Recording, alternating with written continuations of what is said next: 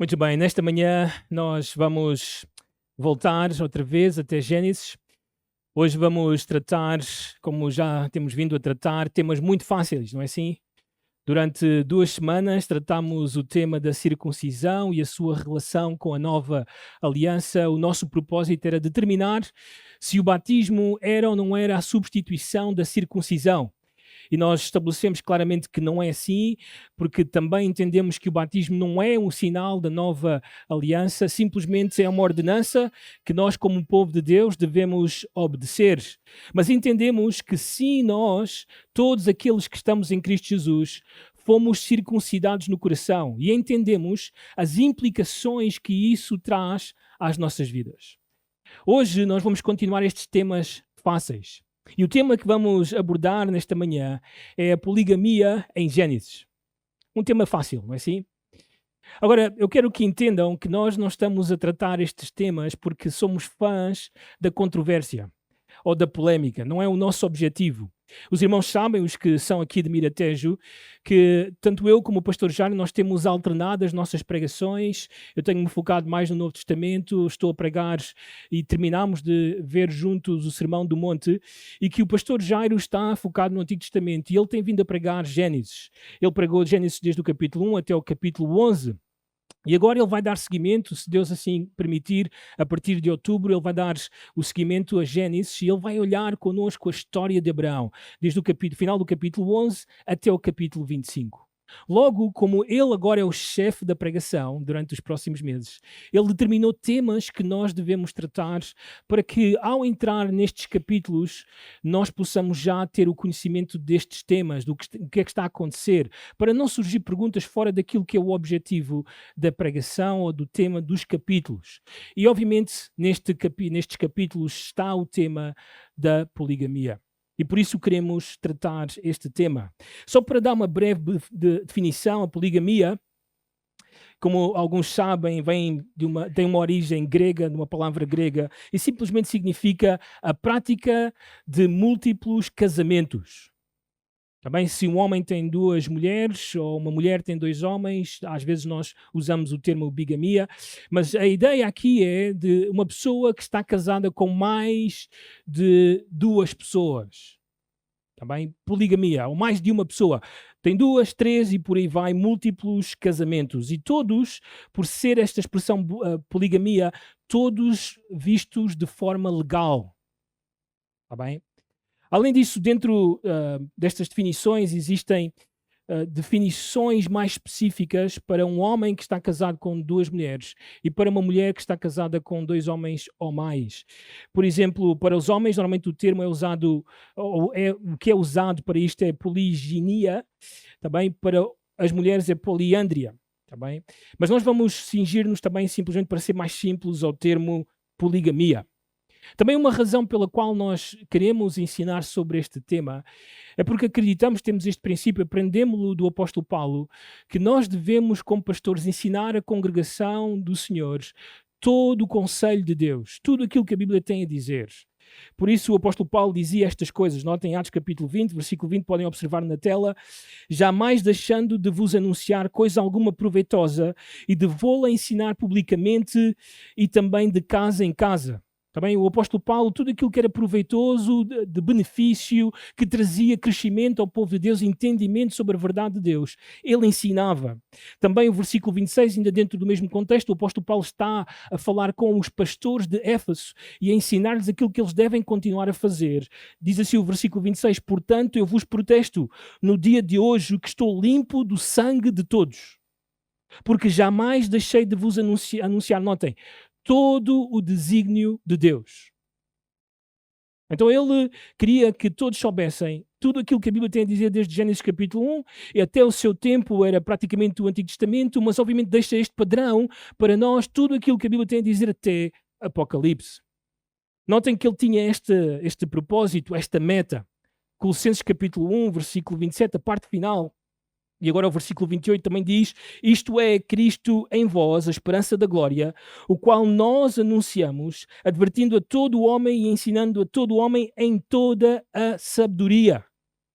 a fim de que apresentemos todo o homem perfeito em Cristo. Então nós acreditamos que ensinar sobre este tema da poligamia, ele de alguma forma é útil para que nós, como crentes, possamos crescer, ter maturidade sobre este assunto. Também entendemos que devemos lidar com estes temas porque muitas vezes os céticos, ateus, aqueles que atacam o caráter de Deus, atacam a sua palavra, as suas promessas, eles usam estes temas como a poligamia, a escravatura, outros temas que são polémicos nos nossos dias para de alguma forma atacar a Igreja de Cristo, a sua credibilidade, a sua palavra, o caráter de Deus. Por isso nós, como crentes, devemos entender estes assuntos, olhar para eles dentro das Escrituras e entender o que é que realmente está a acontecer, o que significa e como é que eu posso, de alguma forma, quando ele surgir, explicar. Nós entendemos isto porque como cristãos, nós, o apóstolo Pedro diz isto em 1 Pedro 3,15, somos chamados a ser apologetas, a dar defesa da nossa fé. A fé cristã, ela não é uma fé sem razão, sem fundamentos, sem convicções, sem verdades, sem lógica. Está bem? Então, quando entramos neste tema, entramos entendendo que existe uma razão, existe uma lógica, para que possamos explicar àqueles que têm dúvidas nesta área. Por fim, ensinamos também este tema da poligamia, porque o mesmo continua a ser importante para o nosso mundo. Eu até diria para a nossa sociedade, para as nações. E também vamos dizer assim, de alguma forma, o espírito da época. Eu fiz uma pesquisa quando estava a estudar sobre este tema e gostaria de deixar-vos também estes dados que encontrei. A poligamia é legalizada em mais de 30 países no mundo. Mas não somente isto, ela é culturalmente aceite ou tolerada em mais 30 a 40 países do nosso mundo. De acordo com os dados mais recentes, isto por entidades da Pew Research Centers e também a OCDE, a prática está concentrada principalmente no continente africano, onde muitos de nós somos originários, e também em regiões do Médio Oriente. Isto significa, se nós contabilizamos estes países e entendam que muitos destes países, dentro deles mesmos, estão divididos também em diferentes sociedades. Às vezes, por exemplo, um país como a Nigéria é um país dividido ao meio entre Islão e cristianismo. Então nós entendemos que existem sociedades distintas dentro da mesma nação. Os pesquisadores eles dizem que existem 850 sociedades que estão, de alguma forma, a viver em poligamia. Isto corresponde mais ou menos a 2% da população mundial. Perto dos 170 milhões de pessoas que vivem em poligamia, até onde podemos saber. Então este é um tema importante. Notem alguns países. Líbano. Um homem no Líbano pode ter até 4 esposas, mas ele tem que sustentar todas. Todas têm que viver com ele na mesma casa e não se podem divorciar. Isto por causa da tradição islâmica. No Afeganistão, se o homem desejar, segundo o Alcorão, ele pode tomar no máximo 4 esposas e também não se pode divorciar. No Sudão, um país que hoje se encontra numa situação difícil de guerra civil, além de ser legalizada a poligamia, ela também é incentivada pelo governo. É praticada por cerca de 40% dos homens. Em 2001, o governo fez um chamado incentivando os homens a terem filhos de múltiplos casamentos como um ato patriótico de ajuda ao desenvolvimento do país. Podemos ver, né? 25 anos depois.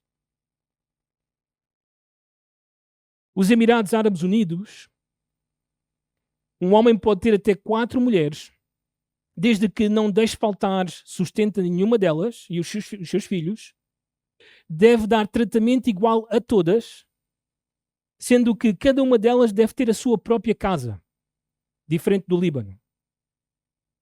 E ele tem que dar a mesma quantidade de presentes, joias e horas.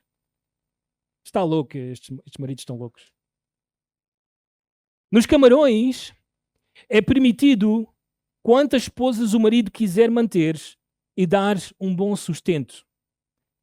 A poligamia, na verdade, nos Camarões é visto como um símbolo de riqueza, algo parecido com aquilo que nós vamos perceber no texto bíblico. Mas a prática nestes dias está cada vez menor porque o país está muito empobrecido. Na Nigéria é permitida a poligamia sem limite algum e sem nenhuma responsabilidade pelo bem-estar da família. Há até um movimento social no país para acabar com a prática, mas no norte, porque o país está dividido, no norte é muçulmano, é muito comum também a poligamia. Então nós entendemos que isto afeta as missões. Imagina que o Senhor usa a nossa igreja para enviar um missionário ao Líbano, ou à Nigéria, ou ao Sudão. E ele chega e encontra estes homens casados com 2, 3, 4 mulheres. Então é um tema importante, relevante. Quem sabe o Senhor usa o Hamilton para ir a um destes países. O que é que ele vai fazer? Tem um tema importante. Agora, em Portugal, a poligamia é ilegal, não é permitido. Em geral, nos países do Ocidente, a prática da poligamia é ilegal. No entanto, já por muitos anos, teólogos, pastores têm falado, e até mesmo conservadores políticos têm falado e avisado a civilização ocidental de que a legalização, isto é muito importante, a legalização do casamento homossexual ou pessoas do mesmo sexo iria abrir a porta a todo tipo de relações. Albert Mohler, alguém que eu gosto de ouvir quase todos os dias, ele tem vamos dizer assim, uma coisa de notícias, um briefing. E ele disse o seguinte: se o casamento puder ser redefinido como qualquer outra coisa que não seja a relação entre um homem e uma mulher, poderá significar praticamente qualquer coisa. No Canadá, esta lógica, isto já tem alguns anos, isto que ele disse, já está a ganhar terreno. Após a legalização do casamento entre pessoas do mesmo sexo, o Partido Liberal, que na altura liderava o governo, encomendou um estudo no valor de $150.000 para analisar a questão da poligamia. E esta foi a conclusão: que o Canadá revogasse todas as leis que proíbem a poligamia. Nos Países Baixos, antiga Holanda, a poligamia já ganhou muito terreno. Num casamento que teve grande repercussão mediática, um homem, Victor Brugin, casou-se com 2 mulheres, Bianca e Miriam. Essa união suscitou grande interesse na Europa e nos Estados Unidos, onde os defensores do casamento entre pessoas do mesmo sexo se apressaram a insistir que as advertências contra a poligamia eram meras táticas de intimidação utilizadas pelos opositores do casamento entre pessoas do mesmo sexo. É interessante que hoje isto está a acontecer no nosso país. Nós vemos um desenvolvimento, talvez a melhor palavra seria degradação, de novos modelos relacionais, como são o exemplo de relações abertas ou aquilo que hoje ouvimos como poliamor. As relações abertas, existe uma relação principal, mas os membros do casal têm liberdade de se relacionar sexualmente com quem quiserem. E o conceito de poliamor, múltiplos parceiros sem um casamento legal, define-se como a possibilidade de uma pessoa estabelecer relações amorosas com várias pessoas, sem uma relação primária ou hierárquica de importância emocional. Além disto, nós sabemos, vemos nas notícias, se vives no Miratejo, vives aqui na Margem Sul, vês muitas vezes, nós vemos uma ascensão dos muçulmanos do Islão na Europa. Por exemplo, de acordo com o Alcorão, Sura 4.3, os homens muçulmanos podem ter até 4 esposas em determinadas circunstâncias. Maomé foi concedido o privilégio de ter muitas esposas, segundo Sura 33, e ele teve muitas esposas. Os muçulmanos modernos praticam a poligamia de várias formas, de acordo com o contexto cultural. Se eles crescem e se eles chegam ao governo, se eles chegam a ter alguma autoridade nos países da Europa, eles vão fazer leis. E o casamento será totalmente alterado. Então este tema da poligamia é importante. Mas deixem-me dar uma razão final, ainda colada a esta, que tem a ver com movimentos evangélicos dos nossos dias. Os irmãos sabem, há um tempo atrás falámos sobre isto, de algumas igrejas em Lisboa, onde eram abertas a relações de pessoas do mesmo sexo. Hoje também já temos igrejas abertas ao poliamor e à poligamia. E isto é extremamente frustrante, porque estas pessoas usam as escrituras e usam de uma forma muito específica Gênesis para dizer que sim, a poligamia e qualquer tipo de relação deve ser normalizada dentro da Igreja de Cristo.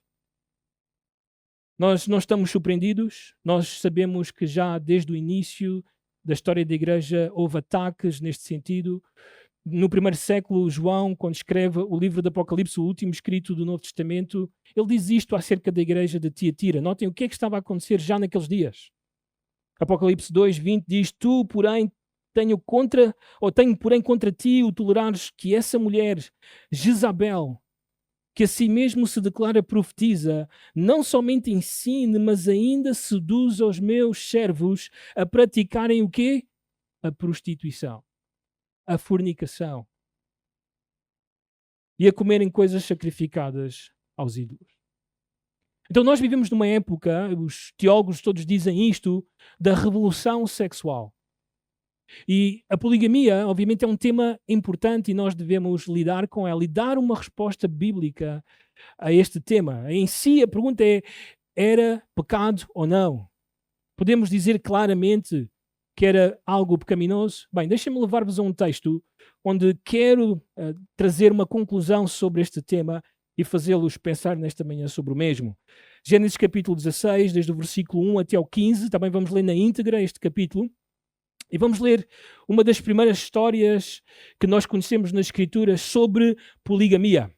Também Gênesis capítulo 16, vamos ler também a partir do versículo 1. Esta é uma história muito conhecida entre Abraão, Sarai e também Agar. Diz assim então o texto: Ora, Sarai, mulher de Abraão, não lhe dava filhos, tendo, porém, uma serva egípcia por nome Agar. Disse Sarai a Abraão: Eis que o Senhor me tem impedido de dar à luz filhos. Toma, pois, a minha serva, e assim me edificarei com filhos por meio dela. E Abraão anuiu ao conselho de Sarai. Então Sarai, mulher de Abraão, tomou a Agar, egípcia, sua serva, e deu-a por mulher a Abraão, seu marido, depois de ter ele habitado, melhor dito, por 10 anos na terra de Canaã. Ele a possuiu e ela concebeu. Vendo ela que havia concebido, foi sua senhora por ela desprezada.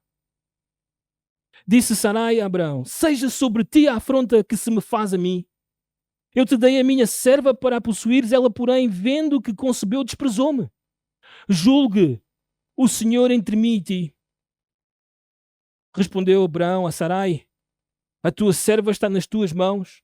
Procede segundo melhor te parecer. Sarai humilhou-a e ela fugiu da sua presença. Tendo achado o anjo do Senhor junto a uma fonte de água no deserto, junto à fonte do caminho de Sur, disse-lhe: Agar, serva de Sarai, de onde vens e para onde vais? Ela respondeu: Fujo da presença de Sarai, minha senhora. Então lhe disse o anjo do Senhor: Volta para a tua senhora e humilha-te sobre as suas mãos. Disse-lhe mais o anjo do Senhor: Multiplicarei sobremodo a tua descendência, de maneira que por numerosa não será contada. Disse-lhe ainda o anjo do Senhor: Concebeste e darás à luz um filho, a quem chamarás Ismael, porque o Senhor te acudiu na tua aflição. Ele será entre os homens como um jumento selvagem. A sua mão será contra todos e a mão de todos contra ele. E habitará fronteiro a todos os seus irmãos. Então ela invocou o nome do Senhor que lhe falava. Tu és o Deus que vê. Pois, disse ela, não olhei eu neste lugar para aquele que me vê? Por isso aquele poço se chama Beer Lahai Roi. Está entre Gades e Bered. Agar deu à luz um filho a Abraão, e Abraão, a seu filho que lhe dera Agar, chamou-lhe Ismael. Era Abraão de 86 anos, quando Agar lhe deu à luz Ismael. Até aqui a leitura da palavra de Deus. Nesta manhã, juntos, vamos observar duas razões bíblicas para afirmar que a poligamia é pecado. Duas razões bíblicas para afirmar que a poligamia é pecado. Primeira razão é porque a poligamia é uma decisão humana por desconfiança das promessas e do poder de Deus. A poligamia é uma decisão humana por desconfiança das promessas e do poder de Deus. A história, neste capítulo escrito por Moisés, o autor humano, nós entendemos que Abraão já está na terra prometida há mais ou menos 10 anos. Notem o versículo 3 novamente. Então Sarai, mulher de Abraão, tomou Agar, egípcia, sua serva, e deu-a por mulher a Abraão, seu marido, depois de ter habitado por 10 anos na terra de Canaã. Nós sabemos pela história que Abraão tinha 75 anos quando Deus o chamou desde Ur dos Caldeus para que ele fosse habitar na terra prometida, em Canaã. E Sarai, 65 anos, 10 anos mais nova. Agora passaram 10 anos desde que eles estão aqui. Deus já fez todas estas promessas de que ele irá ter uma grande descendência. Deus vai dar-lhe esta terra onde ele tem peregrinado. E Deus também irá fazer com que ele seja uma bênção para todas as nações. Bem, algumas coisas já começaram a acontecer, mas há uma que ainda não chegou e é a descendência. E Moisés, ele dá-nos aqui este detalhe dos 10 anos porque ele é importante. Não somente isso, ele até dá-nos logo neste versículo 1, no versículo 1 deste texto, detalhes sobre o status social de cada personagem. Notem que a Sarai, ele diz, é mulher de Abraão. E sobre Agar, ele diz que é uma serva de Sarai. Ele faz isto intencionalmente para lembrar-nos como sempre a família deve ser vista. Como ela sempre deve ser conservada. Era assim que devia de ser. No entanto, a situação, o status social destas pessoas irá mudar. E é Sara, então, quem propõe, diz o texto, que Abraão faça descendência através de Agar, a sua serva. Agora a pergunta é porquê? É óbvio, ela está mais velha. Não é assim? Já passaram 10 anos, ela tem 75 anos. Alguém diria, está idosa, se era difícil com 65, com 75 agora é ainda muito mais difícil ter filhos. Mas, na verdade, há uma razão legal aqui. Segundo os rabinos da época do Senhor Jesus, a interpretação que eles davam a esta história, eles diziam que uma mulher naquela época, ela tinha 10 anos para trazer posteridade ou trazer descendência ao seu marido. Se em 10 anos ela não conseguisse fazer isso, então o marido tinha aqui legalmente abertura para conseguir uma segunda esposa e conseguir descendência para si. Então ela viu-se em problemas. Ela viu-se numa situação em que provavelmente ela iria deixar de ser a primeira esposa e passaria a ser a segunda esposa, porque agora a esposa que trazia filhos passaria a ter maior importância. Então, para evitar a aquisição de uma nova esposa, ela propõe: toma a minha serva, para que ela possa trazer descendência para nós. Bem, nós entendemos que Sarai fez isto muito provavelmente movida por medo, movida pelas circunstâncias em que ela estava. E então ela humanamente toma esta decisão. Diz o versículo 2, notem como é que ela fala: eis que o Senhor me tem impedido de dar à luz filhos. Isto é interessante porque muitas vezes o medo e as circunstâncias difíceis que alguém possa estar a passar leva a conclusões fatalistas sobre as ações divinas. É certo, nós entendemos que os filhos vêm do Senhor. É o Senhor quem dá os filhos. Nós também entendemos que ela era uma mulher idosa, já passou algum tempo, e nós também entendemos que muito provavelmente ela não queria deixar de ser a esposa de Abraão. No entanto, a sua conclusão é fatalista porque ela parece estar só a olhar para a situação presente, para as circunstâncias, e não a lembrar-se daquilo que Deus tem vindo a fazer até esse momento. Só para lembrar, Deus tem protegido Abraão. Durante o tempo em que eles andam pela terra de Canaã, Deus tem providenciado tudo aquilo que eles precisam. Aliás, nós até podemos dizer que a esta altura do campeonato, o nome de Abraão é grande, é conhecido, é reconhecido. E não somente isso, ele também passou a ser uma bênção para todas aquelas sociedades em Canaã. Porque lembram-se, nós vimos isto já durante 2 semanas. Abraão era um pregador para essa geração. Ele ia levantando estes altares e invocava o nome do Senhor. E aquilo que ele estava a fazer era proclamar o nome do Senhor, falar acerca de Javé para aquela geração. Então ele era uma bênção. Muito provavelmente Deus retardou a sua ira, a sua cólera sobre Canaã por causa deste homem. Ele orava até mesmo por Sodoma e Gomorra. Então este homem era uma bênção e Sarai via todas estas coisas. E não somente isto, Sarai, Abraão, e nós sabemos que estes patriarcas, eles conheciam a história da criação. Eles sabiam que Deus foi o criador dos céus e da terra. Eles sabiam que foi Deus quem trouxe um dilúvio sobre toda a humanidade. Eles até sabiam que há uns anos atrás, 200 anos atrás, um grupo de pessoas tentou construir uma grande cidade, uma grande torre, e Deus trouxe confusão de linguagem a estas pessoas. Então todas estas coisas eles sabiam. Eles sabiam que Deus é todo poderoso. E que Deus não falha em todas as suas promessas. Eles conheciam isto. Então, na verdade, aquilo que estava a acontecer com Sarai era uma desconfiança da promessa de Deus. Se viras a página da tua Bíblia e olhas para o início do capítulo 17, tu vais ver que Deus se introduz a Abraão nestes moldes. Eu sou o Deus Todo-Poderoso. Para relembrar Abraão à sua casa de que Deus não lhe falta nada para cumprir as suas promessas, para fazer aquilo que ele determinou fazer. Mas ela esquece disso, desaparece da sua mente. E tudo o que ela vê é a circunstância do momento. E ela tem medo.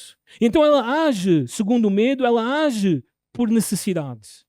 E é verdade, a poligamia, uma das categorias da poligamia, é poligamia por necessidade. Os antigos muitas vezes agiam desta forma, para que houvesse descendência, para que pudesse haver continuação. Os homens então tinham abertura em buscar uma concubina, uma nova esposa, para que por meio dela pudessem trazer então posteridade ou descendência. Agora, obviamente, Sarai age desta forma, faz esta proposta, porque ela tem medo, desconfia daquilo que Deus prometeu. Esta é a proposta. Diz o texto: toma, pois, a minha serva, e assim me edificarei com filhos por meio dela. E Abraão anuiu ao conselho de Sarai. Agora é interessante esta forma de escrever de Moisés, porque ele escreve desta forma simplesmente para lembrar ao leitor que o que está a acontecer com Abraão é muito parecido com aquilo que aconteceu no início da história. Lembram-se? Gênesis capítulo 3. Depois de Eva ter dado fruto ao seu marido e ele ter comido, Deus aparece. Deus então começa à procura de Adão. E quando Deus então faz com que ele confesse o que aconteceu, ainda que na forma de confissão de Adão, Deus começa a dar a série de castigos e maldições. E uma das coisas que Deus diz a Adão é que tu fizeste isto porque tu ouviste a voz da tua mulher. Agora, não há problema ouvir a voz da mulher, mas se ela é contrária às promessas de Deus, se ela é contrária àquilo que Deus tem dito, então deve ser eliminado. Na verdade, creio que Moisés está a escrever desta forma para lembrar que a maior responsabilidade do momento, daquilo que estava a acontecer ali, como aconteceu com Adão, é de Abraão. Ele devia ter dito a Sarai: não, vamos confiar no Senhor. O Senhor prometeu. Olha tudo o que o Senhor tem feito. Ele tinha esta responsabilidade de desviar a sua esposa da mentira, do engano, dos maus pensamentos, do medo. Isto é uma grande lição para os homens aqui do Miratejo. Oh, a tua esposa vai ter medo. A tua esposa vai desconfiar das promessas de Deus. Ela vai talvez pensar mais acerca das circunstâncias do que aquilo que a Bíblia diz. Mas, ó marido em Miratejo, é a tua responsabilidade de trabalhar o coração da tua esposa para que ela não tenha medo, para que ela não viva desconfiada daquilo que Deus tem prometido. Assim é, irmãos, o contexto da poligamia. O autor deixa-nos saber como é que estavam as pessoas quando a poligamia aconteceu. Por exemplo, a primeira poligamia aconteceu em Gênesis capítulo 4, com um homem chamado Lameque, que era descendente de Caim.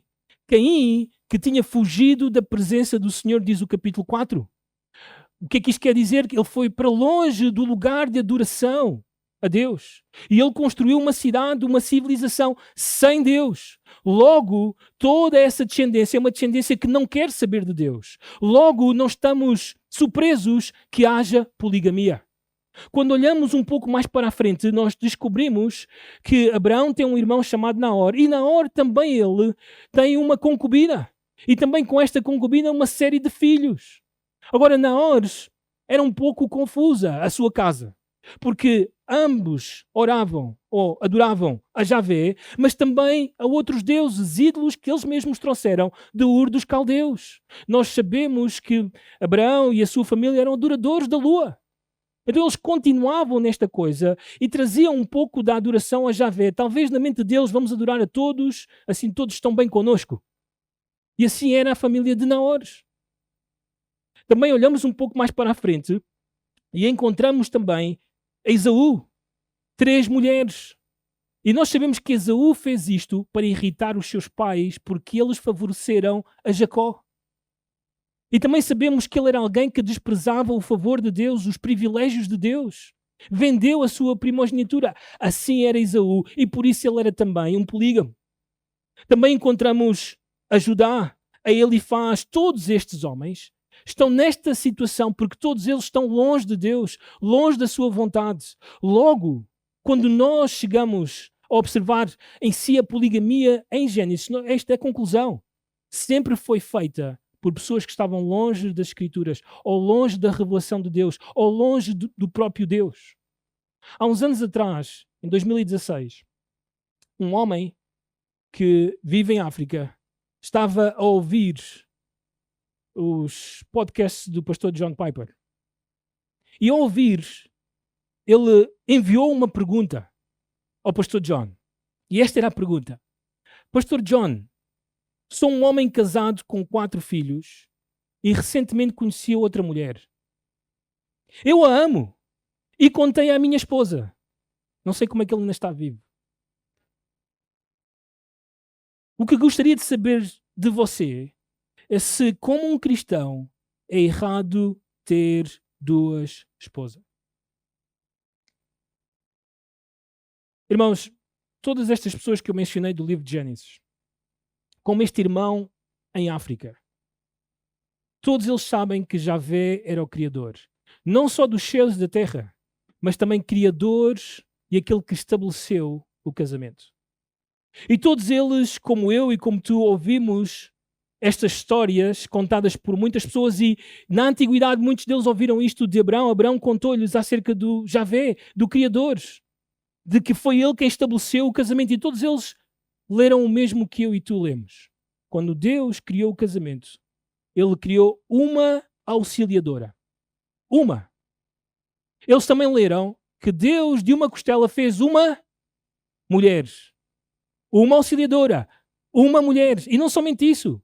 Quando Deus casou finalmente o homem e a mulher, o primeiro casal, Deus disse o seguinte: por isso, deixa o homem pai e mãe e se une à sua mulher, singular. E não somente isso, diz o texto, tornando-se os dois uma só carne. Jesus, que nós sabemos que é Javé, milénios depois, 4.000 anos depois da criação dos céus e da terra, está diante de fariseus e saduceus que adoravam o divórcio. Para eles era muito importante o divórcio, era uma joia para eles. Adoravam divorciar-se das suas esposas por tudo e por nada. E Jesus lembrou-lhes disto e disse: não tendes lido que o Criador desde o princípio os fez homem e mulher? E que disse, por esta causa deixará o homem pai e mãe e se unirá à sua mulher? À sua mulher novamente, tornando-se os dois uma só carne. de modo que já não são mais dois, porém uma só carne. Portanto, o que Deus ajuntou, não o separe o homem. Então, tudo isto, irmãos, para mostrar que a ação de Sarai, de Abraão e dos demais do livro de Gênesis, deste irmão em África, é uma ação contra a revelação de Deus. Quem aqui já leu Gênesis? Sem medo, mãos no ar. Quero responsabilizar-te. Se leste Gênesis, então tu sabes. O casamento é entre um homem e uma mulher. Não há desculpas. Qualquer coisa fora disto é uma ação contra a revelação de Deus. A poligamia é uma demonstração de que as pessoas desconfiam. São incrédulas até. Ou abandonaram a palavra de Deus. Agora é certo, não vais encontrar em Gênesis nenhum versículo, nenhum texto a proibir claramente não devem ter muitas mulheres. Então algumas pessoas por causa disto dizem, estás a ver, porque não há nada a dizer, então Abraão tinha... Bem, não só já vimos aquilo que Deus estabeleceu em Gênesis capítulo 2, mas também não encontramos nada que afirma, que promove, que legaliza nestes textos a poligamia. Na verdade, o que nós estamos a ver é que Deus permitiu a poligamia, assim como também permitiu, anos mais tarde, o divórcio. E lembram-se, Jesus explicou porque que Moisés permitiu que eles se divorciassem. Por causa da dureza do coração. E segundo as Escrituras, dureza do coração normalmente ela é atribuída a pessoas incrédulas, a pessoas descrentes, que não amam as Escrituras, que não amam a palavra de Deus e que querem seguir um caminho contrário à revelação de Deus. Quando observamos então estas tendências na sociedade, quando enviamos missionários, quando temos que responder aos céticos, quando até mesmo nós precisamos de ter clareza sobre estes assuntos para remover as nossas dúvidas, nós temos que chegar a esta conclusão. Pessoas fizeram o que fizeram, porque elas desconfiaram, não creram, foram duras do coração, abandonaram a revelação de Deus. No caso de Sarai e Abraão, eles eram crentes. Nós sabemos, no capítulo 15, que porque obedeceram, foram justificados por Deus. Mas, no entanto, neste preciso momento, 10 anos depois, eles duvidaram, desconfiaram das promessas e do poder de Deus. Primeira razão. De duas razões bíblicas para afirmar que a poligamia é pecado. Porque a poligamia é uma decisão humana por desconfiança das promessas e do poder de Deus. A segunda razão, rapidamente, porque a poligamia sempre trouxe mais prejuízo do que benefício. A poligamia sempre trouxe mais prejuízo do que benefício. Logo em seguida, a esta proposta de Sarai para que Abraão se deite, nós vemos o versículo 4 diz, ele a possuiu. Ele anuiu ao conselho e ele foi em frente e ela concebeu, diz o texto. Vendo ela que havia concebido, notem, rapidamente Moisés deixa-nos saber que esta é a consequência. Foi sua senhora por ela desprezada. É muito provável que Agar, isto seria algo normal, ao ver-se grávida, muito mais jovem, ao ver a sua senhora já idosa, sem hipótese de ter filho, ela pensou, agora quem vai ser a primeira nesta casa? Sou eu. Agora quem é que vai ser a serva? Sarai. Então provavelmente quando Sarai disse, Agar, vai buscar água, ela disse, vai tu. E Sarai, como? Vai tu, eu agora tenho filho de Abraão. E ela viu. E publicamente, provavelmente isto aconteceu. O desprezo que agora esta serva tinha para com ela. Ela era ciente das regras humanas. Ela gerou um filho. Agora ela vai ter o privilégio. Esta reação de Sarai, de Agar, melhor dito, ela é previsível. Aliás, anos mais tarde, quando Moisés tem que legalizar este tema da poligamia, ele irá dizer algo interessante. Notem Levítico capítulo 18, no texto está aqui na tela, e diz: não tomarás com a tua mulher outra, de sorte que lhe seja o quê? Rival. Descobrindo a sua nudez com ela durante a sua vida. Existe debate sobre este versículo, se ele está a falar de casar com duas irmãs, porque está dentro do contexto de relações familiares, ou se está a falar de duas mulheres que não têm nenhuma relação familiar. Não importa. O que importa para nós é o que acontece. O que acontece? Rivalidade. Rivalidade. A minha esposa mostrou-me, nós estávamos a falar sobre este assunto durante a semana, e ela mostrou-me algumas fotos de famílias poligamas. Ou polígamas. Perdão, o meu espanhol às vezes sai. E todas elas, é interessante, estavam todas sorridentes. Homens com 10 mulheres.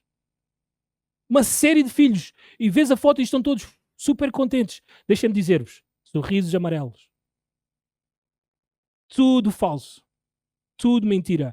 Nessas casas, rivalidade, ódio, inveja. É tudo o que há ali. Não tenho tempo, mas psicólogos têm estudado o que acontece com os filhos deste tipo de relacionamentos. E é um desastre. Mas nós não precisamos que os psicólogos nos mostrem. Nós temos a Bíblia a dizer o que acontece com os filhos de relações como estas.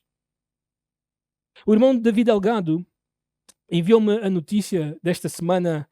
Nós sempre vemos notícias de futebol e vamos comentando. Ele mandou uma notícia sobre o treinador do Egito, que ficou muito conhecido durante o Mundial pelos seus momentos de excesso de ira que ele tinha contra os hábitos e a injustiça que ele achou que foi, ou que aconteceu com o Egito durante o Mundial. Ele estava num café esta semana com as suas duas esposas, quando elas de repente começaram a discutir e a lutar dentro do café. E sabe o que aconteceu com ele? Desmaiou.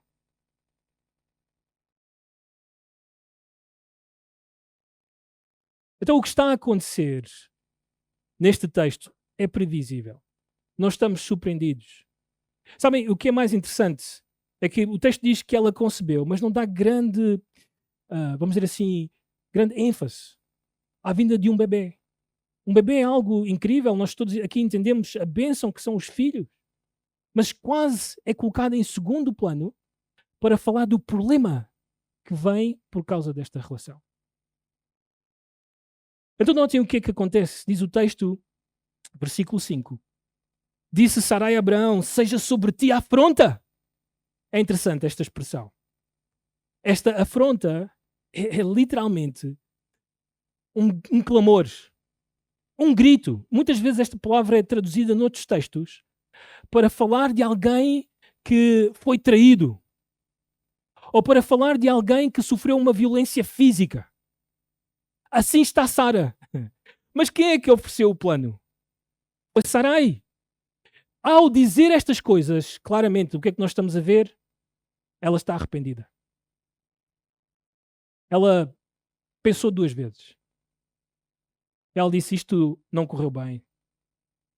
Seja sobre ti a afronta que se me faz a mim, eu te dei a minha serva para a possuir. Paramos aqui. Esta expressão, eu lamento a tradução. Porque ela não diz tudo aquilo que Sara realmente está a querer dizer. Literalmente esta expressão, eu a dei para tu a possuires, é literalmente, eu a dei para que tu a pusesses no teu meio, no teu peito, no teu abraço. Quando ela faz isto, sabe o que ela está a fazer? Ela está a imaginar a intimidade que Abraão teve com essa serva. E ela está a demonstrar os ciúmes que ela agora sente por causa dessa relação.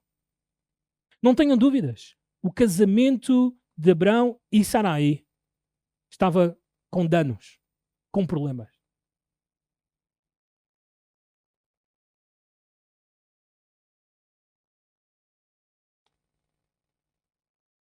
Há prejuízo no casamento. Então Abraão, pressionado, responde, versículo 6, a tua serva está nas tuas mãos. Procede segundo melhor te parecer. Abraão não só lava as mãos, como ele até pede, assim, com algum jeito, vai com calma, trata como deve ser desta situação. E Sarai fez isso. Notem o texto. Sarai humilhou-a. Literalmente oprimiu-a.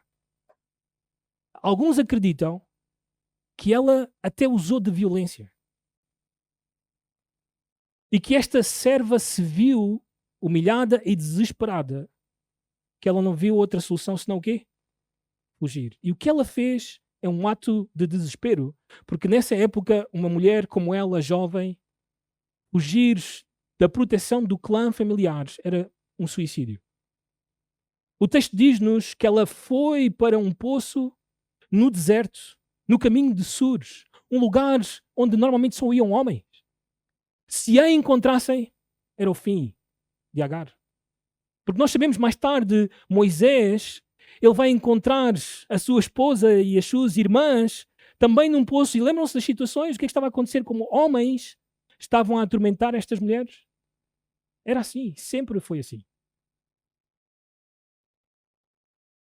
Então sabemos que a intervenção deste anjo do Senhor foi para a salvar, a socorrer. E não temos o tempo porque depois o pastor já irá ver o capítulo por inteiro convosco, mas sabemos que ela volta para a sua senhora, ela é submetida. No entanto, para interesse do nosso estudo, notem como o prejuízo não termina aqui, o prejuízo continua. E como o anjo irá dizer aquilo que vai acontecer com este menino, que ele dá o nome de Ismael. Notem, o texto diz, versículo 12, ele será entre os homens como um jumento selvagem, a sua mão será contra todos e a mão de todos contra ele, e habitará fronteiro a todos os seus irmãos. Deixem-me só dar significados a isto. Em primeiro lugar, ele será entre os homens como um jumento selvagem. Em outras palavras, um homem indomável, obstinado, como é um jumento, que irá viver fora das convenções sociais aceitas. E que não somente isso, será residente do deserto.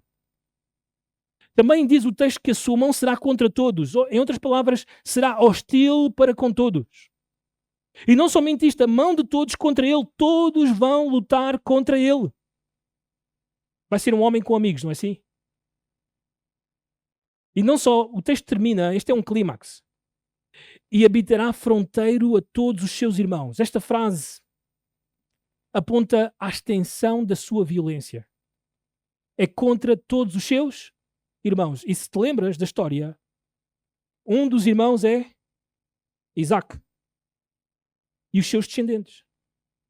Outros irmãos são os filhos que Abraão tem com Quetura. Todos estes descendentes. Ele vai ser contra todos. E Moisés, mais tarde, no capítulo 25, irá deixar isto registado. Notem versículo 17 e 18 do capítulo 25. E os anos da vida de Ismael foram 137, e morreu e foi reunido ao seu povo. Habitaram desde Avilar até Sures, que olha para o Egito como quem vai para a Síria. Ele se estendeu fronteiro a todos os seus irmãos. A sua violência foi para com todos os seus irmãos. Nunca mais houve amizade, paz com estes povos. Atualmente, os descendentes ismaelitas são os residentes da Arábia Saudita. Então, quando nós lemos tudo isto, encontramos muitos benefícios, não é assim? Não, tudo o que estamos a ler é prejuízo atrás de prejuízo. Naor, irmão de Abraão, quando teve uma concubina, dela teve um filho que se chama Maacá. Um bom nome para os vossos filhos. Maacá provavelmente foi o patriarca, melhor dito, dos Macatitas. Macatitas lutaram contra Josué e lutaram também contra o rei Davi. Jacó, como nós sabemos, tinha uma casa num caos. As suas esposas, que eram irmãs, foram rivais toda a vida conjugal. Os filhos se tornaram também rivais entre eles. Ruben adulterou com uma das servas que era também mulher do seu pai. E Judá se afastou da família e era um homem que buscava prostitutas. Esaú teve um filho com uma das mulheres. Ele tinha 3 pelo menos. E uma dessas mulheres deu-lhe um filho que se chamou Elifaz. Este também teve uma concubina que lhe deu à luz um filho chamado Amaleque. Lembram-se deles? Os amalequitas, grandes rivais do povo judeu. Aliás, um amalquita chamado, lembram-se? Amã, quis destruir todo o povo judeu na época de Esther. Não há benefícios. Tudo é caos e prejuízo a longo prazo. Não temos o tempo suficiente, porque só estamos a considerar Gênesis. Mas sabemos bem o caso da família de Davi, do rei Davi, como os irmãos se odiavam, como se mataram, como até violaram. Sabemos bem como o Salomão desviou-se do Senhor por causa das muitas mulheres, fugindo ou saindo daquilo que a lei dizia, Deuteronômio 17:17. Tampouco para si multiplicará mulheres, para que o seu coração não se desvie, nem multiplicará muito para si prata ou ouro. Então, quando observamos todas estas histórias, irmãos, todo o contexto das mesmas, e buscamos algum tipo de benefício, eu diria, o único, são os filhos, são as crianças. Mas de resto, é só prejuízo. Esta semana eu explicava, e gostaria de fazer isto rapidamente, porque é que a poligamia em si era praticada às vezes por reis e era praticada às vezes naquilo que é conhecido como uma poligamia por necessidade. Já vimos uma que é por descendência, mas existiam outras que devem ser avaliadas pelos cristãos. A primeira poligamia era praticada por juízes e reis e era praticada simplesmente por uma questão de poder e prestígio. Os irmãos provavelmente se lembram de Gedeão, como ele multiplicou mulheres e teve 70 filhos. Mas nós também sabemos que não correu muito bem a Gedeão, porque ele teve um filho com uma concubina chamada Abimeleque, que matou todos estes 70 irmãos. Nós sabemos que o rei Saul tinha um número determinado de esposas, bem como uma concubina. O seu sucessor, o rei Davi, por causa daquilo que normalmente era a prática do Médio Oriente, ou daquilo que acontecia entre reinos, como sucessores, ele tinha duas hipóteses: ou ele matava todas estas concubinas, todas estas mulheres do rei Saul, ou ele trazia todas estas mulheres para a sua corte e todas elas faziam parte daquilo que nós chamamos o harém do rei. E foi o que aconteceu. Ele trouxe todas estas mulheres, muitas delas muito mais velhas do que ele, simplesmente para cuidar delas. Ele próprio prometeu não fazer mal à casa de Saul. Então ele protegeu estas mulheres, não era uma questão de ter relações com elas, mas de as proteger. Mas nós sabemos, ele multiplicou mulheres. E muitos usam a história de Davi, quando ele peca, quando ele cai com Batseba, e Deus vem para tratar o problema com ele. E Deus diz que Deus lhe deu as mulheres do seu senhor. É isto que está em causa. Ele herdou toda esta casa de Saul para si e cuidou dela. Mas o texto também diz que Deus lhe daria mais e mais. Então alguns pegam nisto e dizem: estás a ver, Mário, a poligamia para os reis era boa, podia acontecer. Não era o caso. Porque dentro do contexto, lembram-se no início do capítulo 11, ele devia ter ido aonde? Para a guerra. E essas guerras eram contra reis. E ao invadir esses lugares e ao conquistar essas terras e essas nações, acontecia exatamente o mesmo processo. Ou ele matava todas estas mulheres e os seus filhos, ou ele trazia todos para a sua corte e cuidava deles. E Deus iria acrescentar vitórias e vitórias, e isto ia ser parte do seu poder e do seu prestígio. Não significava em si relações sexuais com mais mulheres. Mas também existia a poligamia por necessidade. E aqui somos um pouco mais sensíveis. E provavelmente é isto que muitas vezes alguns missionários irão encontrar pelo mundo fora. Que era em situações de guerra. Isaías conta-nos que quando Israel fosse invadido, que a terra ia ficar com mais mulheres do que homens. E naquela época, uma mulher não ter um pai ou não ter um marido era estar vulnerável. Estar numa situação onde ela podia ser violentada, podia morrer facilmente, ela não podia trabalhar por si mesma, não é a nossa época. Era distinto, ela precisava de um homem que cuidasse dela. Então, diz-nos Isaías que 7 mulheres, nesse tempo em que Israel iria ser dizimado, 7 mulheres iriam querer casar com um homem.